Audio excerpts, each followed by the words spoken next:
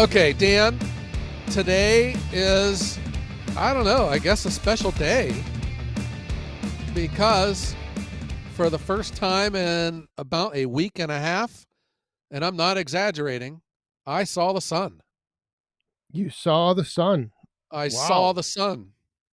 I've had a few days with the sun. It's just still been cold. I've seen the sun though, so that's not too Yeah, bad. it's freezing though. You had mentioned like I'm wearing my coat right now in the house. We've had the furnace shut off and we've just been dealing with space heaters, but jeez, it's freezing outside. We had frost. Our last episode, I'd said, we had snow. It's freezing out, but the sun's shining and it's not raining. So that's why I think it's such a great day. Well, congratulations. I'm happy to hear the sun is shining on you once again. Yeah, I tell you. Well, I wanted to celebrate. So I treated myself to a sub sandwich for lunch. Oh, wow. And it got me thinking, Dan, what do you, what would you describe as a good sub sandwich? Holy moly's. It's been a long time since I've had one, but I think just like the cold cuts, the meats, the salamis, the turkey, the cheese, lettuce, some banana peppers, um, maybe So some pretty much olives, every onions. Yeah, so pretty much everything. right. Yeah, little mayo on there as Yeah. well. Yeah. So I had a very good sub today. It was tasty, but I didn't enjoy it. And I finally figured out that all of this time I have a theory on what makes a good sub. Oh well, let's hear it. Yeah, the what makes a good sub is it is a sandwich that I cannot duplicate at home. Oh, okay. Yeah. This sandwich today, I mean, it was tasty, but it was just uneventful. It was literally a sub that I could make at home. I could have gotten the exact same bun at the grocery store, like all of the cold cuts inside and the lettuce and tomato and the banana peppers and the mayonnaise and stuff. Again, I'm saying it was a tasty sandwich, but it was just a boring sub. I don't know if I'd ever get another one because I could make that exact same sub. But if you bought all those ingredients, then you would have a lot of. You'd have to make that sub like 5 to 10 times Yeah, that would because defeat the purpose. because you'd have all those banana peppers and you'd have all that lettuce. Yeah. Man, it makes you also wonder, it cannot be easy making a living if you were like the owner of a sub shop. It just, I mean, the prices are up on them. I think mine today was like $13, I think, and it wasn't that big. But even then, when you think about this guy owns a sub shop, he's paying rent and his rent's probably pretty high where he's at. He has Yep. employees and all the operating costs. It can't be easy making a living selling food, selling, No. restaurant stuff. And that's where I think if you were to do your scenario, I think you would spend way more getting all those ingredients than you would have just the sub. Possibly. Possibly. It seems now, as I'm sitting here thinking about it, maybe it's more about the bread because there's like these national sub chains like that Jimmy John's and Jersey Mike's or Jersey something. Mike's. Yep. They're Yeah. Yeah, those are the ones I'm saying. I could literally make that exact sub in my house and you wouldn't be able to tell the difference between the two. They just are boring. There's like these Subway is kind of, I don't know, it's different. It seems like something I wouldn't be able to make because they're bread. They got that one bread that I really like. I can't think of the name of it. And then we got this other chain out here called DeBella's. Oh, love that place. It's Hmm. I don't know if you got them up there, but I've never had a bad sandwich there. Again, it's a sub that I could not duplicate. Could not. Well, we don't have that sub shop up here, and like I said, it's been a long time since I've had one. But I know what you're talking about at Subway. And the other thing with Subway, if I remember right, their bread is always nice and warm and soft. Yeah. And some other shops have like kind of a crust where you bite into it, the crust kind of like crumbles and falls apart because it's not as soft. Yeah. If you know what I mean. There's a distinctive odor in Subway. It's like the bread, I guess. But like my wife, when sometimes she stops at Subway on her way home, and I can tell she's been in it because you can smell Oh the yeah. restaurant on her. Uh-huh. But there is a sub shop in my hometown that I swear has the greatest subs in the world. And I hope everyone coming in town for the International Firewood Expo would stop there. But like, this is the place they don't take credit cards, they only take cash, which it's none of my business, but I'm also a consumer, you know? Sometimes Yeah. I don't stop there because I don't have cash on me. Do they have an ATM machine? No, Oh. no. So that's what my bank is right up the road. But, you know, I'm just not going to, I don't have to work that hard for my food. We stopped at an ice cream shop the other day, and they didn't accept credit cards either. It was cash only.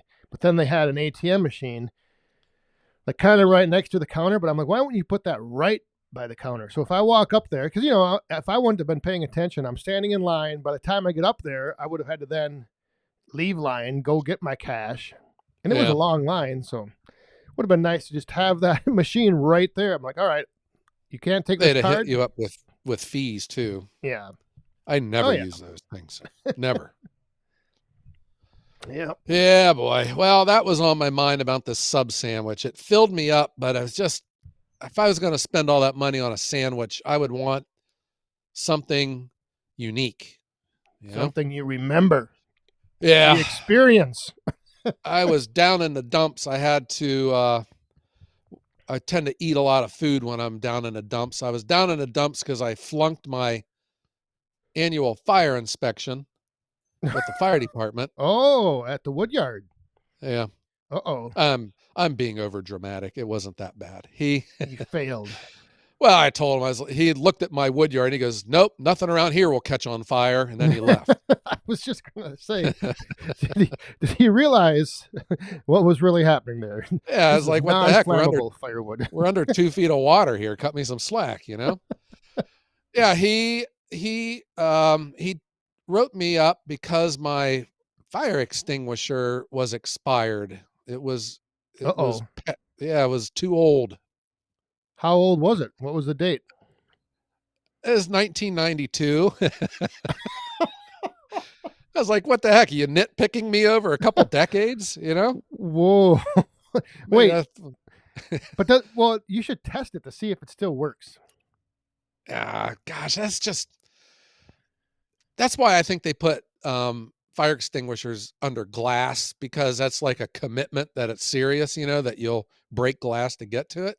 It's to me like fire extinguishers have like a force field around them where it would have to be bad for me to like squeeze, you know, pull that pin and squeeze, you Well, know? you have to throw it away though anyway, right?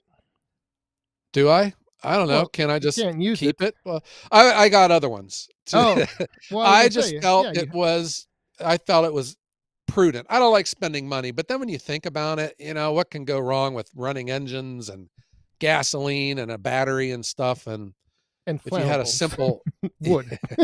firewood, yeah, it just seemed prudent. So I got one that I'm keeping now by my processor, and then I have another one that I keep in my container. Yeah. Right. So you updated your fire extinguishers, but you still have the old one. Yes. Yeah, you should test it out. Now that you have new ones, you should see like number one if it works, Uh-huh. and then if it also extinguishes, like make a little fire, in that little pit that you have, just make a little fire and put it out.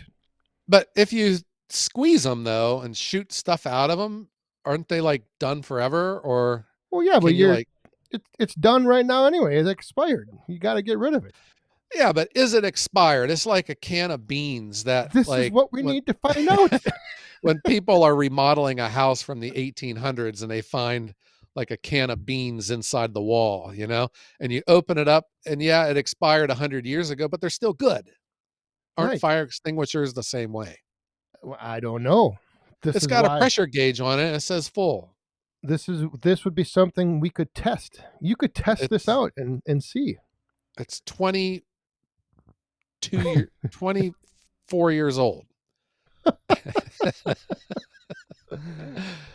Yeah. Have bet you ever though there's a lot of people out there who I don't have a fire extinguisher in my wood yard, and I probably should have one because I'm running a kiln that's wood fired, Yeah.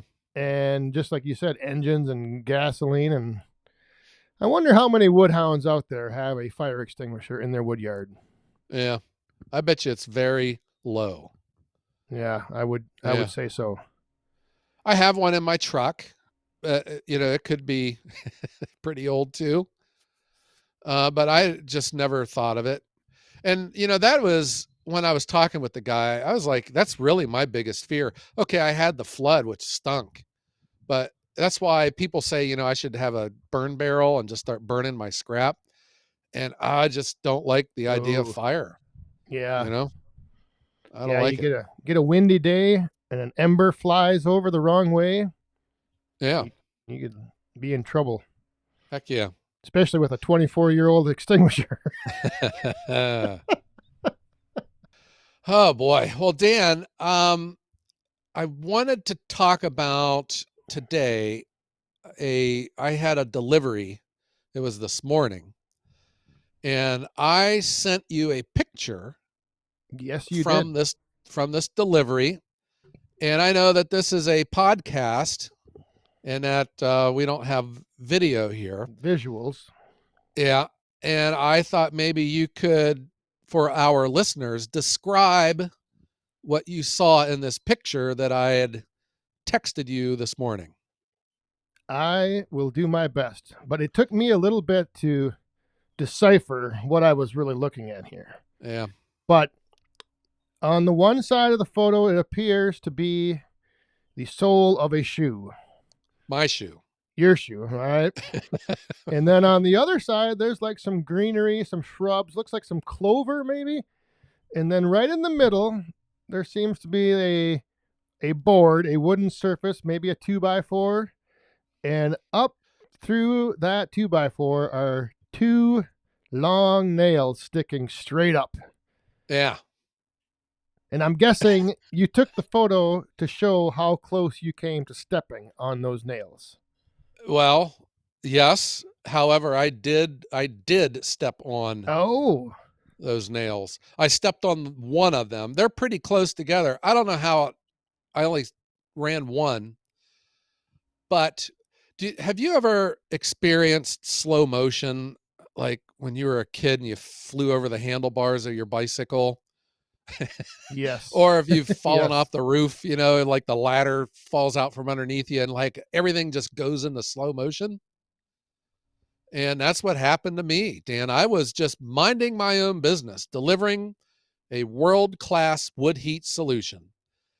And it's hard to explain. It's like a new construction, but this there's like it was like a framework that was laying by the patio where my wheelbarrow was, and I didn't know what it was. It was there probably from last year, like they were going to like board it over top. I don't know what it was.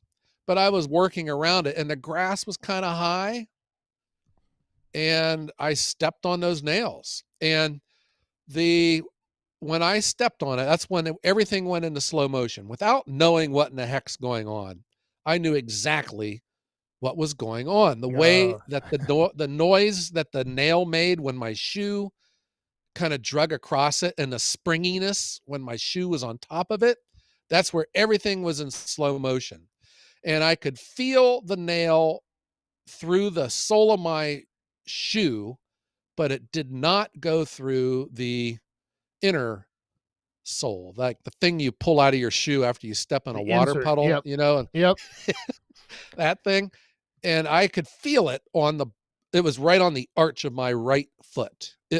I felt everything and I allowed my ankle to twist like a basketball player, you know, that cut too hard or something, to take pressure off, and I was able to alleviate it and get my darn shoe out of the danger zone.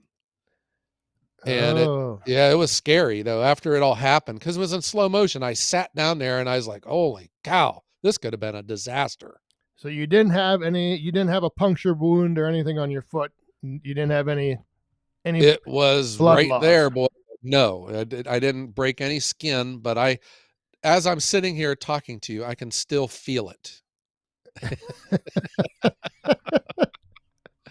Yes, I can still feel it. You're traumatized. I You're have, still yeah, yeah uh-huh. fresh in I'm your having, mind. yeah, I'm having flashbacks from running a nail through my foot. You ever step on a nail before? Yes, I have. Yeah, Yeah, not fun. yeah, I have yeah. had the punctured skin, Ugh, breaking skin. yeah. Then did you get a red streak? I I remember growing up, I lived in fear of getting a red streak, like, because I was always stepping on something or cutting my arm on something. And mom always said, if the red streak gets to your heart, you die. I was like, oh my gosh, get this. Yeah. So, yeah, that was my morning. That was unnerving. And that's what I went ahead and sent a picture of you with my shoe right next to the nails that assaulted me. Wow. When did you then start scanning the entire area, looking if there were others? You better believe it. You better believe it. I watched a movie where like these soldiers were walking through a minefield, like someone blew up and everyone just stood there and was scared to move for like the rest of the day. That was me. That was me. Oh boy. Dodged a bullet there. I dodged a nail. Or the path of where you drove in for your truck and your trailer? Or was it just a truck? No, this was wheelbarrowing. It was a long Oh, path okay. too to get around the back. It was kind of like a pool house or like a outbuilding. It was really nice. But they had a garage door on the back of it, and it was just like a catch-all, I guess, for some boards and stuff. When I saw them there, I didn't think anything of them. It just didn't look like there would be nails sticking up through them, but gee, there was. Well, yeah. You gotta. It's one of those things, I suppose. When you come to a delivery, you probably should always take a look around and see just Yeah. where what your path in and out Uh-huh. consists of.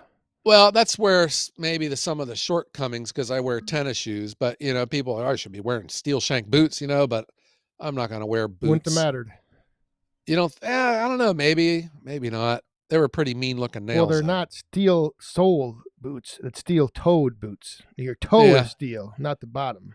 Well, they have a more substantial sole tread, like work boots would. But I guess it could have still gone Oh through it. yeah, I see what you mean. So it would have only it went the tip of the nail went to reach your inside of the boot is what you're saying.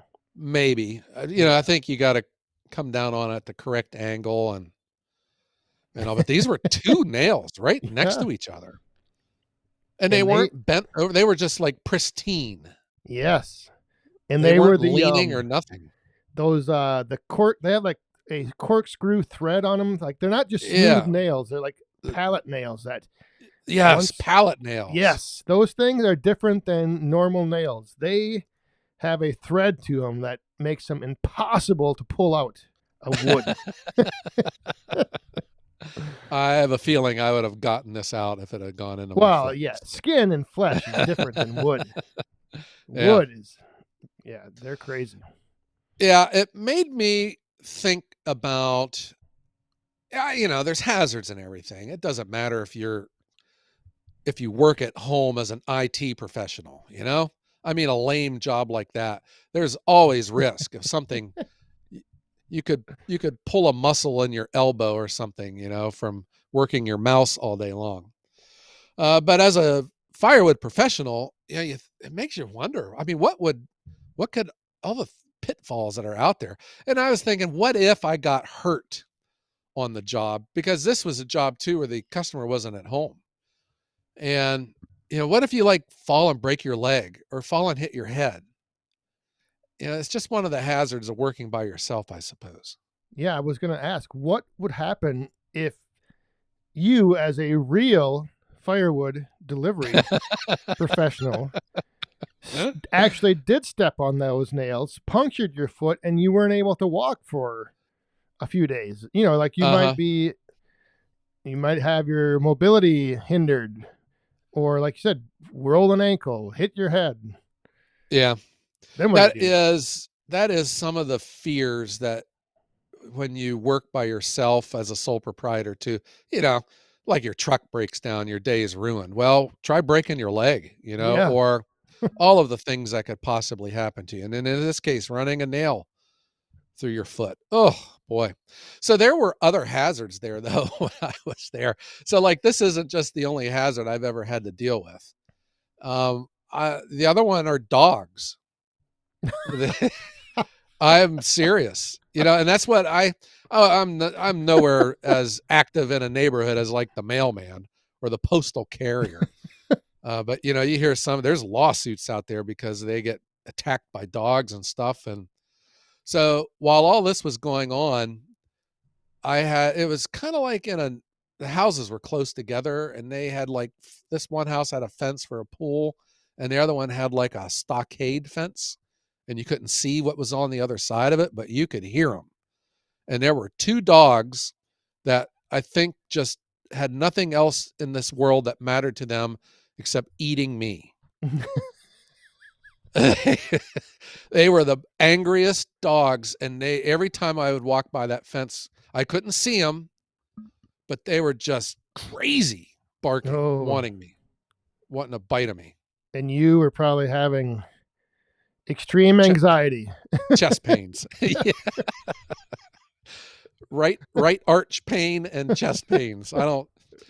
Yeah, Dan. So Dan knows this is. I don't think this has ever been broadcasted into the world before, but I have a Oh no, thing I with think we've dogs. talked about it before on the That I'm podcast. scared of dogs. Yeah. I Yeah. don't hate dogs. They hate me. I don't know what it is. If there's a dog, if I walk by it, it tries to kill me. Yeah. Oh, But I have been on many a delivery where dogs are an issue. well, that's just, they can sense that fear in you too, and that just Yeah. fuels them even more. Oh gosh. Yeah, dogs give me the creeps, man. I can't explain why. Um they just do. And it's a source of humor for everyone in my family. Because it's funny, Well, like we were at an Applebee's one time, and it was like a wait, and we're sitting in the lobby, and someone just comes walking in with a dog to a restaurant. And what do you know? There's 100 people sitting in this lobby. Guess who that dog ran up to and tried to kill? Me. You. Yeah. Everyone's just laughing at me. They think it's funny, and I'm ready to have a heart attack. You're like Jeez. one of those goats that faints. Your limbs all shoot out straight and you just tip over. You can't move. You're Yeah. petrified. Oh boy. Yeah. Dogs. Oh, yeah. And then, so I also had another one. The people had dogs in a fenced in backyard. They put the dogs away when I got there, but I didn't realize their backyard wasn't a backyard. It was a turd farm. There was more there were more dog turds in their backyard than I think there were in the entire state of Ohio. It was like they had a rule that every dog in Ohio had to come take a dump in their backyard.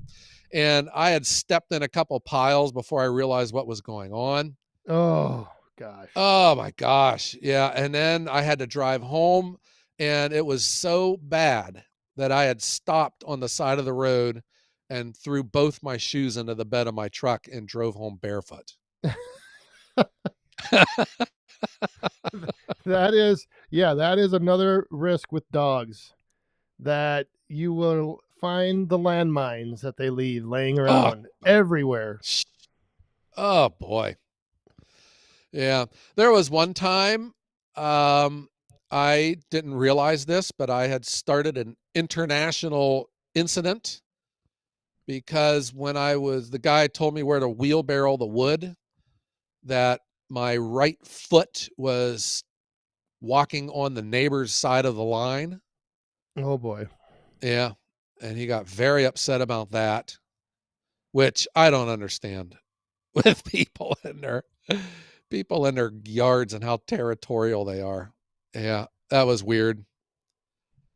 But I did All learn there is a way to determine if your neighbor hates you. If they mow their grass at a different level than you. Oh. Yeah, that Yeah. is an indicator that your neighbor doesn't like you. Yeah. Wow. I didn't Uh-huh. It's another thing I've didn't know learned that. from it's another thing I've learned from firewood delivery. Wow. Yeah. Yeah, this delivery service sounds like there's a lot more hazards than you would think Nah, when it these are comes. just it's largely a joy. It is. And it's like when the firewood guy shows up to their house, it's a big part of their day. It's going to be discussed at the dinner table, it's almost a celebration. So that part I enjoy. Like when I was in auto parts, everyone that came into the store was mad, and they took it out on you because they got to spend money on their car. Yeah. Firewood's different. People are in good moods and they just want to celebrate with you, have their dog out there jumping on top of you. And Do you ask ahead of time if they have dogs or not? no, it is a very awkward, difficult situation. I want to be polite. I want to be respectful, but I don't freeze with fear. Okay. I don't have to go to a counselor at the end of a delivery, but it is very difficult on me.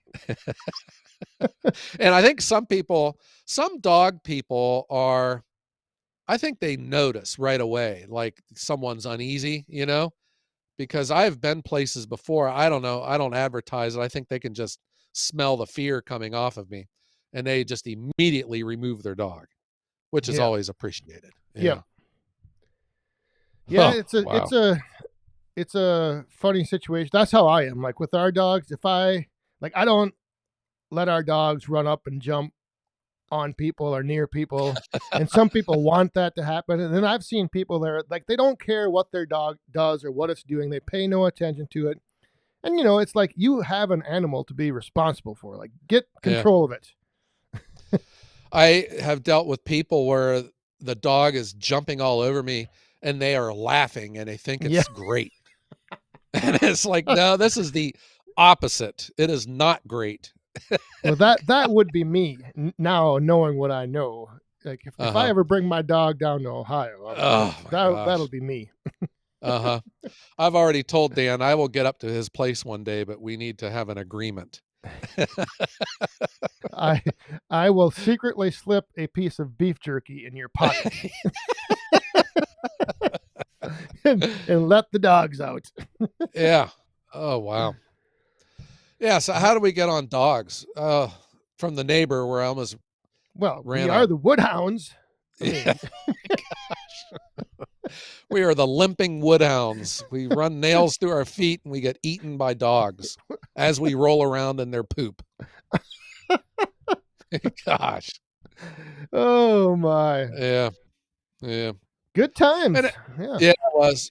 And then, the other thing too, and I know that this came up during the pandemic because all the restaurants were closed, and that's what I'd always do. I always stop and go use the bathroom because I drink a lot of water. And you are out, sometimes it's an hour job, and man, you gotta go. I mean, I'm talking code one, you know? And it's tough. That's one of the unpleasant things is when you really, really gotta go. But you got to get the job finished and you're dehydrated because you're afraid if you drink more, you have to go more. And that could be tough. yeah. It probably isn't a very good interaction if you show up at your customer's house and the first thing you ask is, "May I use your restroom?" Oh, I know. Gosh. I refuse to ask a customer to, yeah, I will just live in pain until I can leave and go to the closest Burger King or something. I told you the one I keep telling the story. The lady lived in a cul-de-sac in this suburb, and the firewood guy was in her front yard taking a whiz right in her front yard. Yeah. I was like, gosh, I guess he had to go. And you gotta go, but sometimes you gotta hold it. Yeah. She was probably looking at him and he was like saying, "Hey, can a guy get some privacy here?" Yeah. Oh, yeah. My. Well, sounds like you've been having a pretty exciting day down there. Yeah, the sun's shining. I've had a great sub sandwich. Boring, but great. You didn't impale yourself. I did not impale my foot, and I didn't step in any turds, and the neighbor's dogs didn't have the ability to get over that fence. All is good. Yeah. And I got a new fire extinguisher, and I'm ready for my next inspection. Inspection passed. Yes. Yeah. All right. So well, I think though, Dan, maybe you need to go get yourself a fire extinguisher. Yeah, I've got it on the list now. I'm going to pick up a couple. Yeah. Just to have one. Like I said, I didn't, completely off my radar, and there I am burning fires every couple days in my wood yard. Yeah. Could it ever like burn up the ground and get to your house too, or not? No. But I mean, it could still burn down the entire neighborhood if it caught into the forest, into the woods. Uh-huh. Instead of Miss O'Leary's cow in Chicago, it'd be Dan's splitter in Eau Claire, Wisconsin. Yeah. All right, Dan. Well, let's put an end to this podcast because the sun's shining. I got to go get the yard mowed. Well, you know the words. We need to strike up the band. Strike up the band. Yes, indeed. Thanks, everyone, for tuning in to this week's episode of The Woodhounds, the #1 firewood podcast in the world. Yeah. And if you would please consider giving us a 5-star review. It does help with the algorithm things. And so, Dan, let's tell everyone out there to step away from nails and run really fast. If you need a new fire extinguisher. I was thinking about the dogs. Away from you, dogs. Whatever. Yes. Yeah. All right. And while you're enjoying the sun, have a great day.